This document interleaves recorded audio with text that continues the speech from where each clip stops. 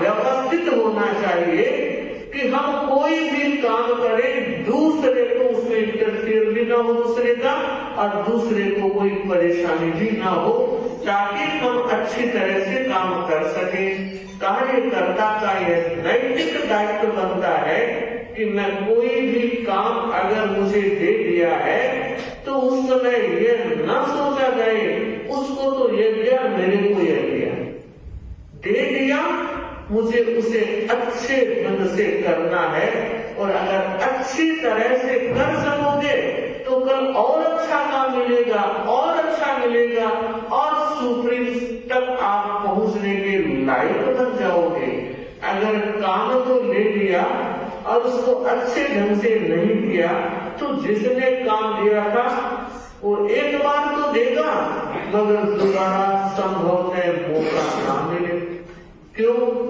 पहली हार पूरी जिंदगी को हरा देती है और पहली जीत पूरी जिंदगी के जीत के रास्तों को खोल देती है। इसलिए आवश्यकता है, इसलिए अपेक्षा है कि हम कुछ भी काम हमें सौंप दिया जाए तन मन से करेंगे, और अगर ऐसा किया तो मुझे लगता है सफलता आपकी चौखट को छूएगी। जरूरत है, अपेक्षा भी है, क्योंकि जहां संघ और समाज है वहां कार्यकर्ताओं की खोज की जरूरत रहती है। कार्यकर्ताओं के निर्माण में पुराने कार्यकर्ताओं का योगदान भी बोलता है। उन्होंने नयों को मौका दिया, नयों को तैयार किया, तो एक नई टीम खड़ी है। तो मुझे लगता है दोनों का अनुगम, पुराने और नए कार्यकर्ताओं का जब अनुबंध अच्छा बनता है, पुरानों का अनुभव से सम्मान लिया जाए और नयों की शक्ति सृजन में आगे बढ़ती जाए, तो मुझे लगता है अच्छे कार्यकर्ता का निर्माण हो सकता है। कुछ बातें अच्छे कार्यकर्ता के लिए, अगर मुझसे कोई पूछे कि सफलता की नींव क्या हो सकती है, तो मैं कहना चाहूंगी अपने दायित्व के प्रति समर्पण भाव। जिस व्यक्ति को जो दायित्व मिला है, अगर उसके प्रति उसका लगाव नहीं है, समर्पण भाव नहीं है, तो वो मन से काम नहीं करेगा। और आधे अधूरे मन से अगर कोई काम किया जाता है तो निष्पत्ति कभी पूरी नहीं आती। जीना है तो पूरा जीना, मरना है तो पूरा मरना, जीना है तो पूरा जीना, मरना है तो पूरा मरना। बहुत बड़ा अभिशाप जगत ने, बहुत बड़ा अभिशाप जगत ने, आधा जीना आधा मरना। ये गुरुदेव श्री महाप्रभु जी का चिंतन से उपकरण है। तो सच हम पूरे मन से, पूरी लगन से उस काम को करेंगे, आनंद भी आएगा और सामने वाले को अच्छा भी लगेगा।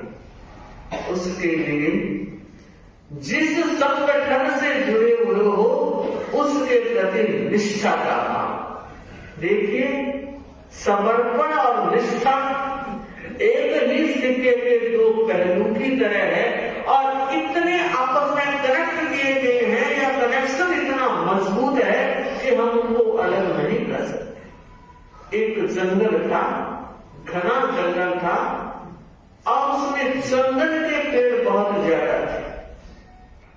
अचानक आग लगी, आग ने दावानल का रूप ले लिया, भयंकर बनती चली जा रही थी और पेड़ जलते हुए धराशायी होते चले जा रहे थे।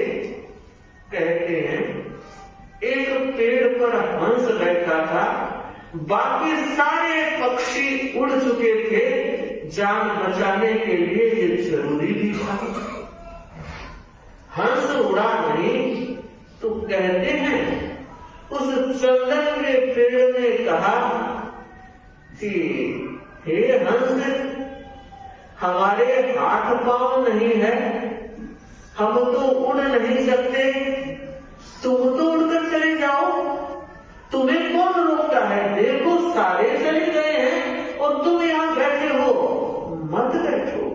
यह वक्त यहाँ रहने का नहीं है, चले जाओ। और बंधुओं, उस समय वो हंस कह रहा है, पान मरोड़ा फल भग्या, पान मरोड़ा फल भग्या, बैठो एक डाल, आज अकेलो उड़ चलो, जीनो कितने का। कितनी बड़ी सोच एक हंस की है।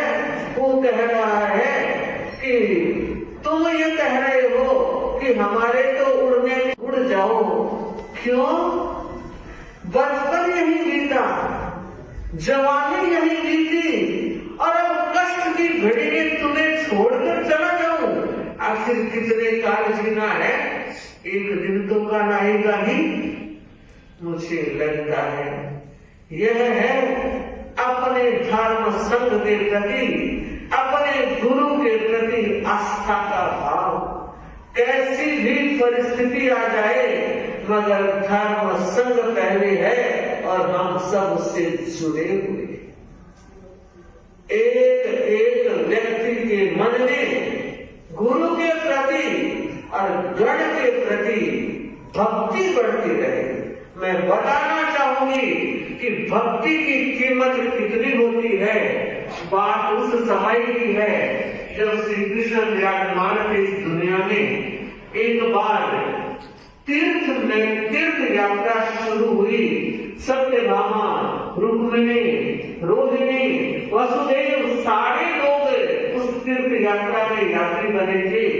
एक जगह तीर्थ यात्रा रुकी और कहते हैं अचानक नारद का आगमन हो गया और नारद खुरापाती थे। कोई न कोई ऐसी बात छोड़ते थे कि हलचल मच जाती। नारद ने कहा कि देखो, यह जो तीर्थ भूमि है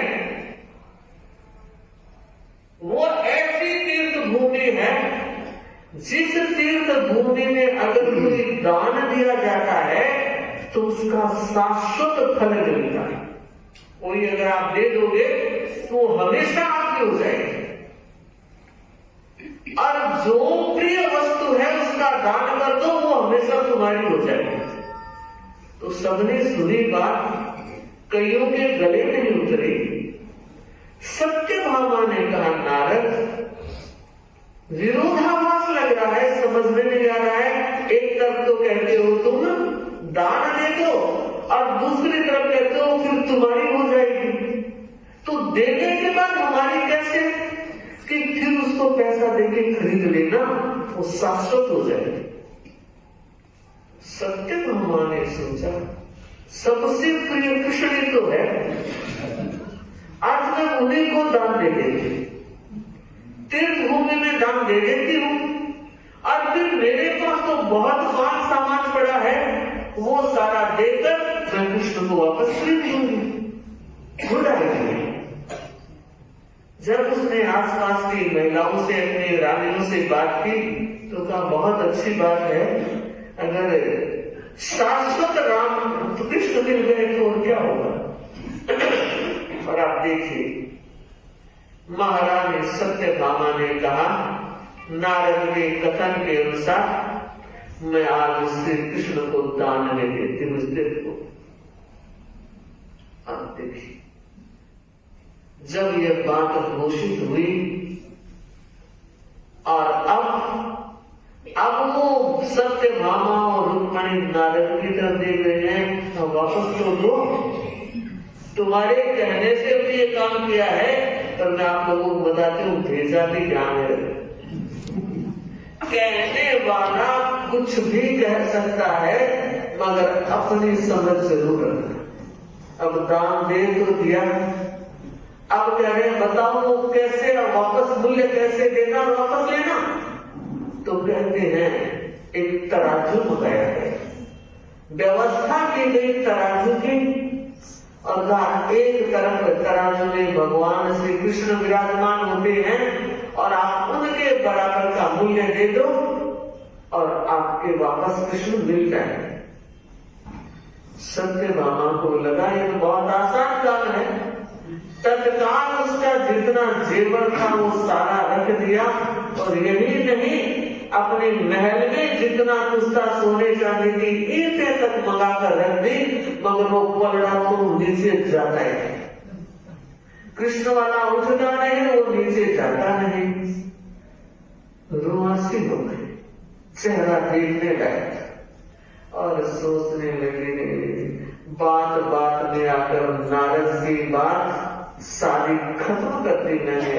अब क्या करूं? कृष्ण ने के लिए तड़पने लगे था और कहते हैं कई रानियां आई, कोशिश की, अपना माल सामान रखा, मगर लगता है कि कृष्ण तो लोहे के हो गए, पारद हो गए, पलड़ा उठता ही नहीं है।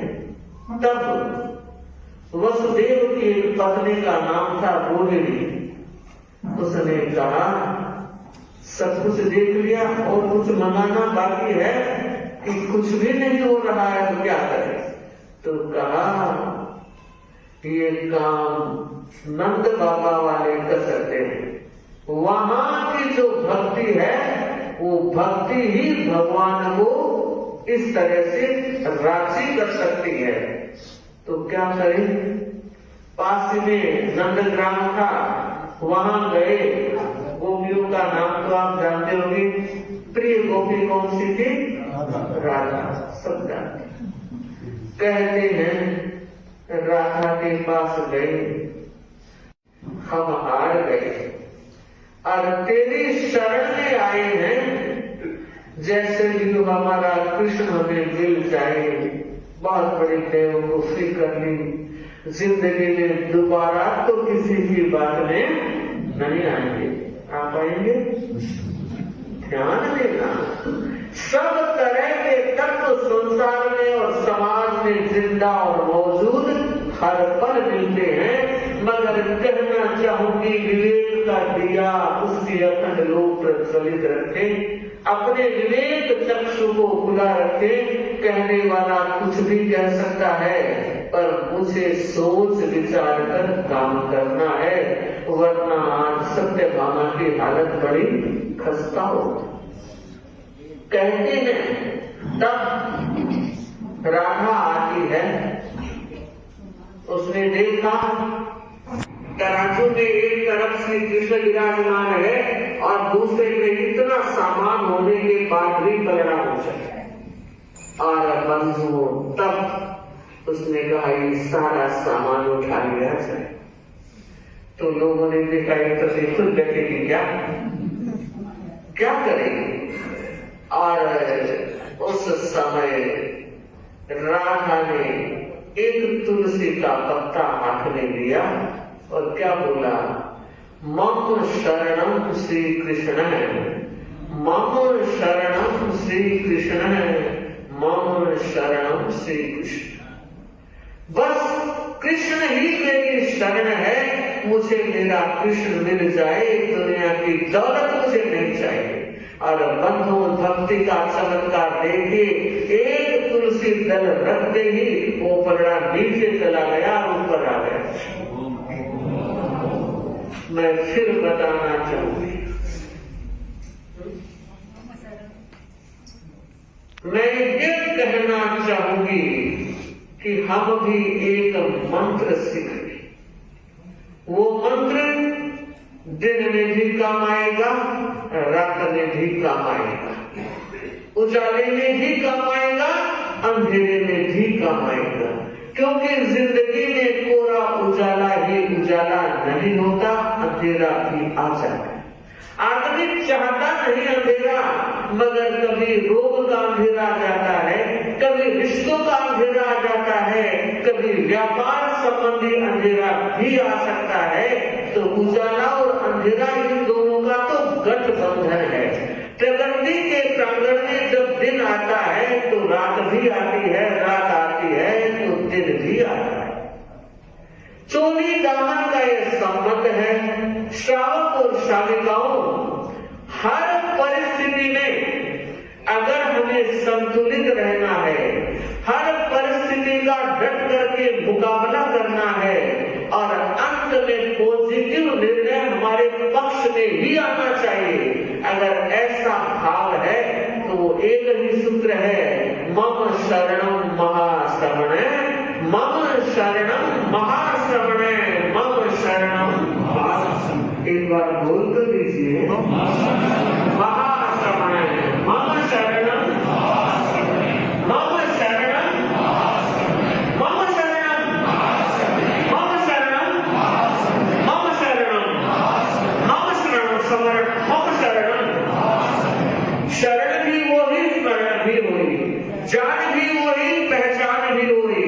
मुझे लगता है कार्यकर्ताओं, अगर ऐसी भक्ति, ऐसी शक्ति, ऐसी अनुरक्ति हर व्यक्ति के भीतर रहे तो वो कार्यकर्ता सफल ही सफल होगा।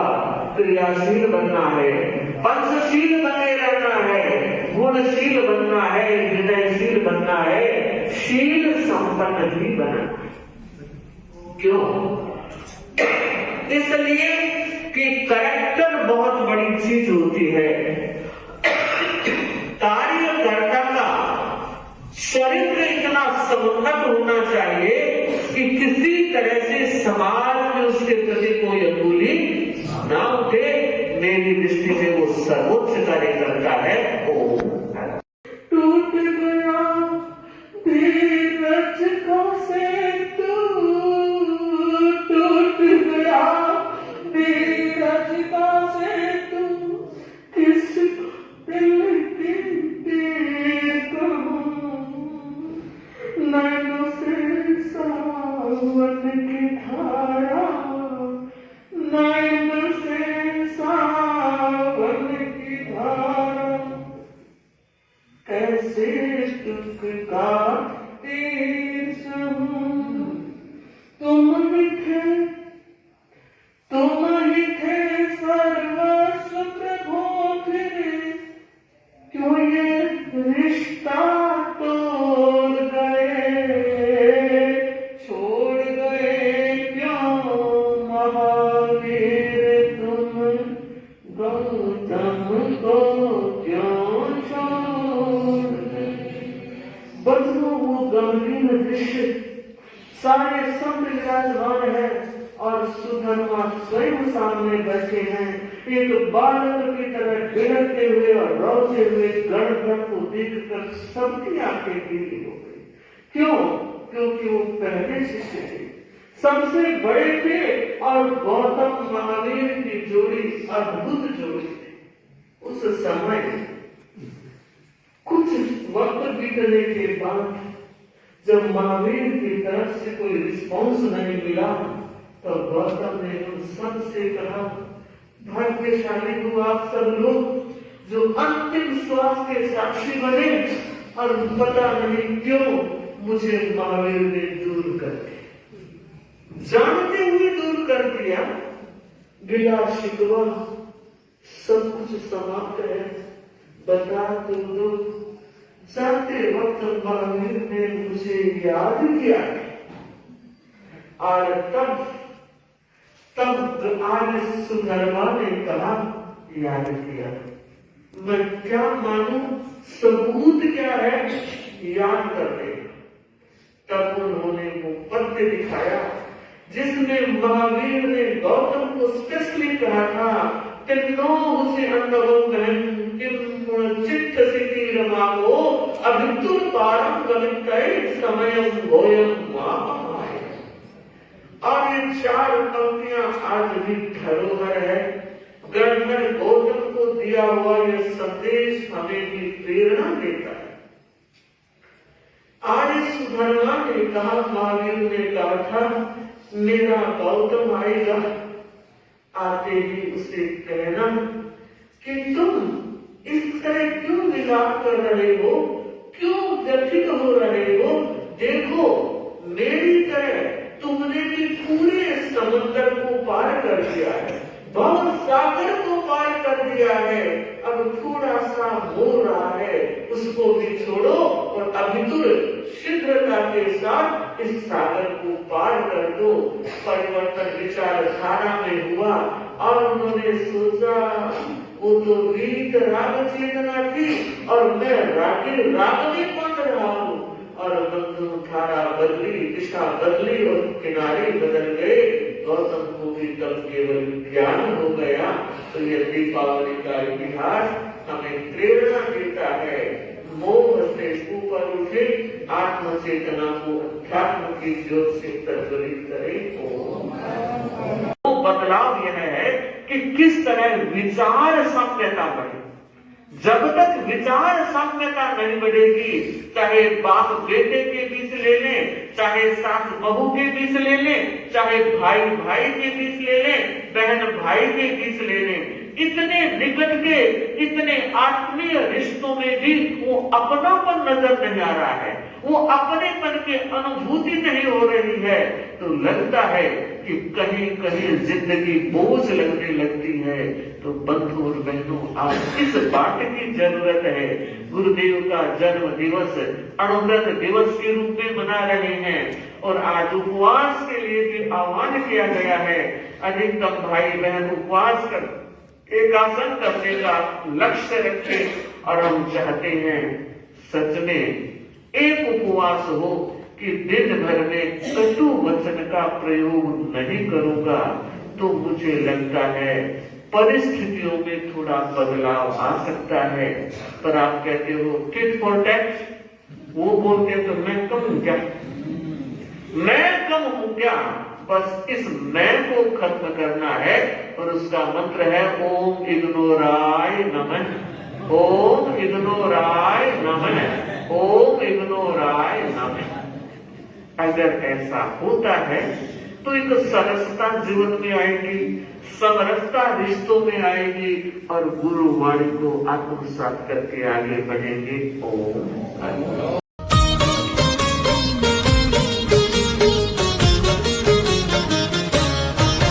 प्रभु पार्श्वदेव चरणों में,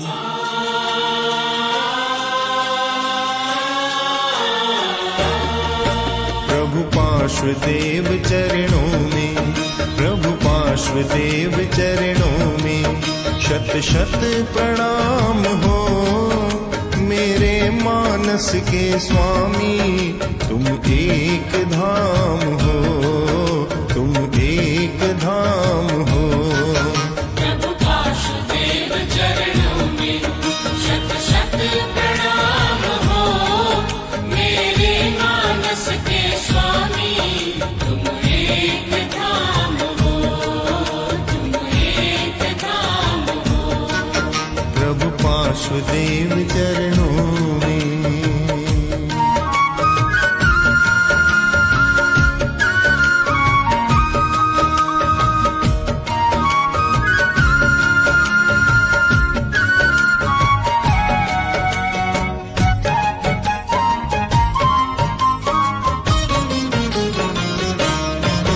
दुनिया में देव लाखों है पूजे जा रहे, हैं पूजे जा रहे।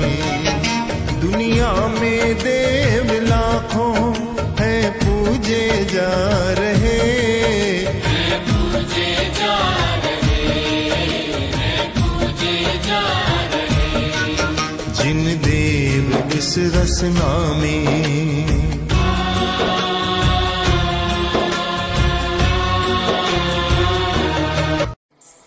क्या अविद्यानामन्तस्तिमिरामिहिरद्वीपनगिरे